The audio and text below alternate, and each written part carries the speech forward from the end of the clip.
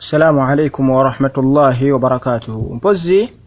mbadde neerabidde waliwo mwanyi naffe yatusabye eggulo tubeere nga twogera ku messages zino ezisindikibwa ennaku zino.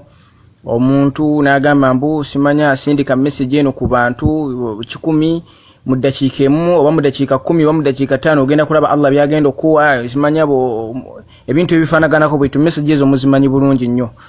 nga muku yasindikiddwa eggulo mwanyi naffe naye message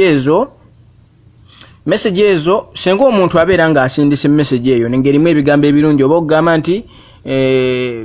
ekigambo la ilaha illa Allah Muhammadur Rasulullah tasbihati bwezityo nga akugamba kuzisindika nga tezirimu bukwakulizo buli mbubo otagisindika Allah agenda kugerera ogenda kufuna emitawaana mu mbeera efaanaganako bwetyo ezo message teziba na buzibu naye omuntu kasaateekamu obukwakulizo nti mu ddakiika 15 ogenda kulaba Allah kyagenda okukolera mu ddakiika 17 ogenda kulaba Allah kyagenda okuwa yo bujuliza ababujjewa aba akakasiza ku kinti Katonda agenda kuwa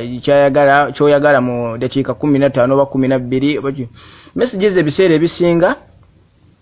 oluusi zikolebwa abantu abasiraamu abayina obukkiriza nga ye anoonya jjana oba oliawo kisoboka okubeera nga zikolebwa abantu abafaanaganako bwe batyo tuteebereza buteebereza ekyo nno kiba kirungi abakikoze bwe batyo bw'abanga omuntu akikoze bw'atyo nga ye kyalowooza naye uli obukwakulizo bwateekamu obukwakulizo buba bukyamu nnyo obukwakulizo buba bukyamu. Ekyokubiri waliwo ihtimaali okulowooza ku karisaaki kenkozeeko olwaleero mu kubuuza abantu ab'enjawulo message ezo ziyinza okuba nga zikolebwa abantu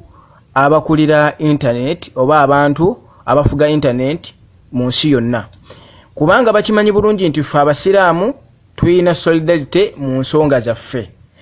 Amakulu buli kintu message yonna ekwata ku busiraamu bw'eba etutuuseeko etuluma nnyo oba ekintu kituluma nnyo era bwe bakugamba nti message eyo gisindikire n'omulala oba gisindikira abantu 10 oba gisindikira abantu 2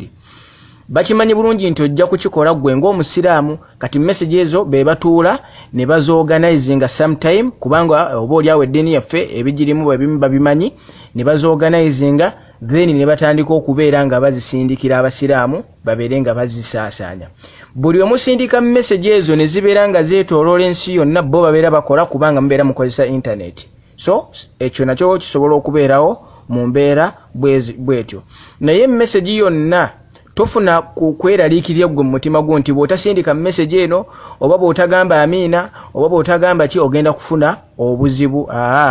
ye abana garanti efaanaganako bw'eti abakikoze aba yakijjeewa okugamba nti ogenda kufuna obuzibu mu ddakiika 10 oba mu ddakiika 15 oba mu ddakiika 3.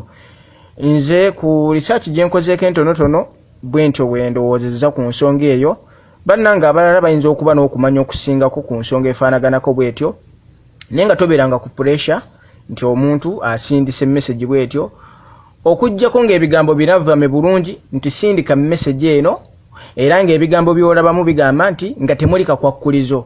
nti ekigambo la ilaha illa Allah Muhammadur Rasulullah omuntu yandigwanidde okubeera nga bw'aba agenda okwebaka amaze okukyogera oba omuntu akyogera olunaku enne emirundi bwe giti nga kintu kya kujjukiza bujjukiza abantu kutya Allah wabula nga temulika kwakkulizo nti bw'otakyogere ogenda kufa ekiro bw'otakyogere ogenda kufuna obuzibu buti mu mbeera efaanaganako bwetyo. Nja kusaba muganda wange yenna bwa mashayikh abali ku mpewo ayina